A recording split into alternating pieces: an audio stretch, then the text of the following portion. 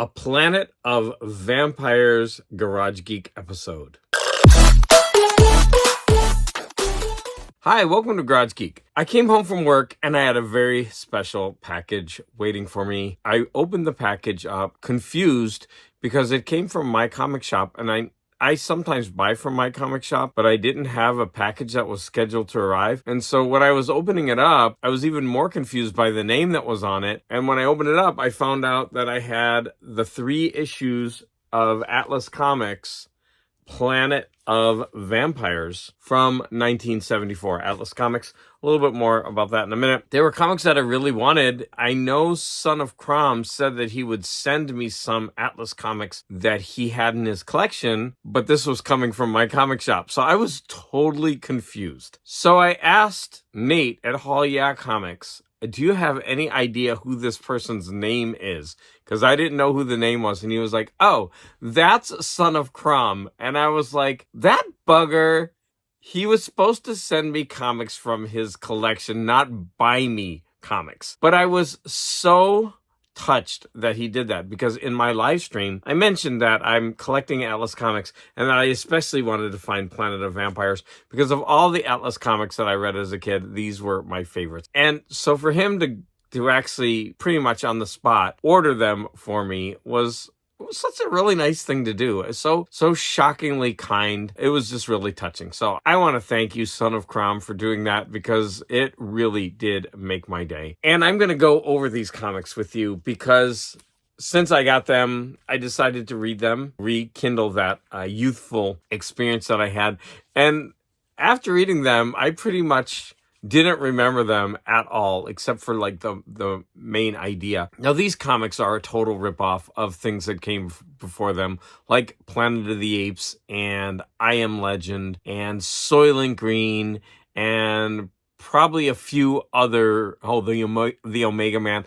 Bunch of sci-fi movies and books and comics and what have you. But as a kid, I didn't really know about all of that, and I just really enjoyed these comics for what they were. So Atlas Comics, I think, was only around for a year, and in that year, they had some talent pump out a bunch of comic books. And it was unfortunate because the comics really do look great. You could see they had Neil Adams and another artist, Broderick, do the cover. And I mean, for a kid, even for me now, I think that cover is cool. But the way he's standing and the way they're shooting, that's a very dynamic cover, and it's very fun. Issue 2 also has a great cover, although it really doesn't have much to do with the storyline, so I'm going to talk about that. And as is so often the case with Atlas Comics, by the 3rd comic, they had a different cover artist, although I think the interior art is the same. And there's also something strikingly wrong with this cover, and I'm going to talk about that. So 6 astronauts come back to Earth. They've been gone for 5 years, and they haven't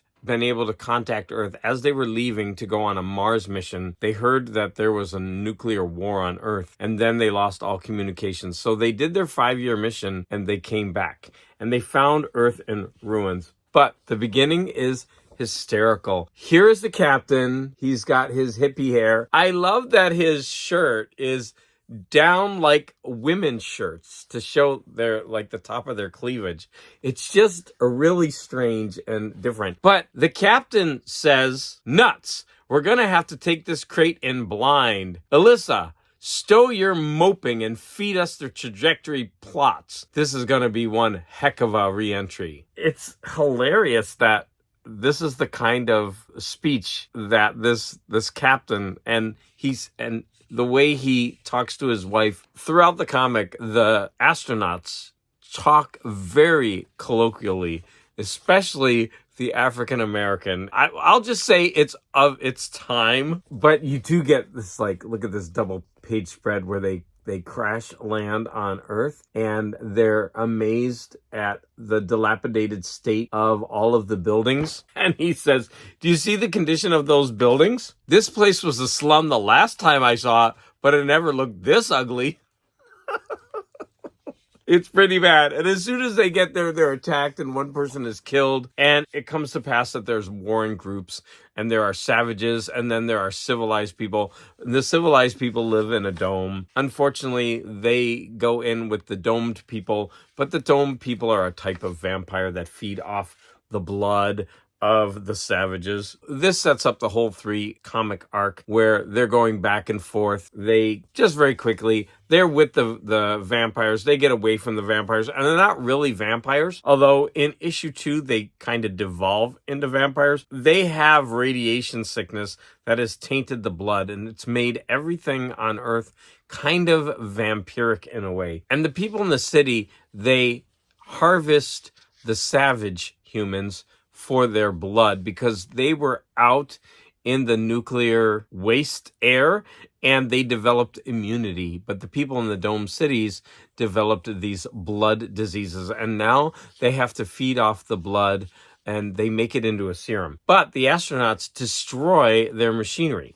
So by the 2nd issue, they're starting to devolve into vampires, like growing their teeth and that kind of thing. And that's where we get this more vampiric look, although they never look like a traditional vampire in the actual issues. I guess that was for a selling point. I mean, that is a pretty dynamic cover, if you ask me. But by the end of the 1st issue, the women get captured and the men have to go into the vampiric city to rescue them. And we get this like dramatic pose. Now by the 3rd issue, so the women have been taken captive, but the woman with the dark hair is actually the African American. And so when they made this cover, they turned her into a white woman for this. And I thought that was really unnecessary. They could have, a white woman was captured and she had blonde hair. So why didn't they just use her? And then the lead pilot is this one.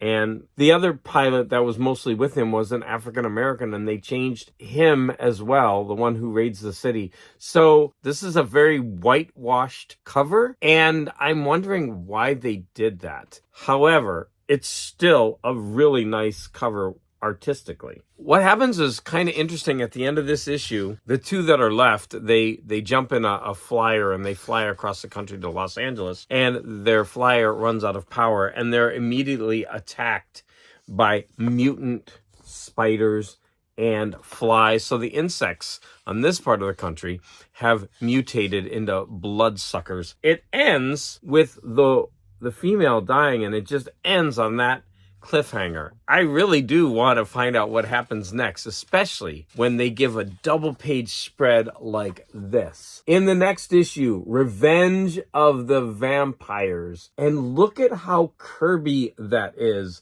That picture is, I don't know, that's right out of a Kirby page book. It looks like something out of Commandy. And this one was by Lieber and Milgram. I would totally want to buy that next issue, but unfortunately it only lasted 3 issues. What a cool comic series. Even though I have my gripes with it as an adult, I had so much fun rereading these, and I love the art. The story is just so good. It's sci-fi craziness that I love. I love everything that it rips off. And so I don't mind a kid's book that rips things off and has a great time doing it. Now, unfortunately, I think they were setting up this story and it could have been more, but the company folded. I really would have liked to have seen at least 10 to 12 issues of Planet of Vampires, because I think as they went to different areas of the world, they would have encountered different kinds of things, kind of like Commandy did. And of course, I have to say thank you so much to Son of Crom for sending these, because that was so kind. They're going to be proudly displayed in my collection. These are gems in my collection now. So, Son of Crom, thank you so much. I hope you enjoyed this overview of Planet of Vampires, and I recommend, if you ever come across these, you should buy them. They are fun throwback reads to the 70s. As always, I want to thank everyone for the support.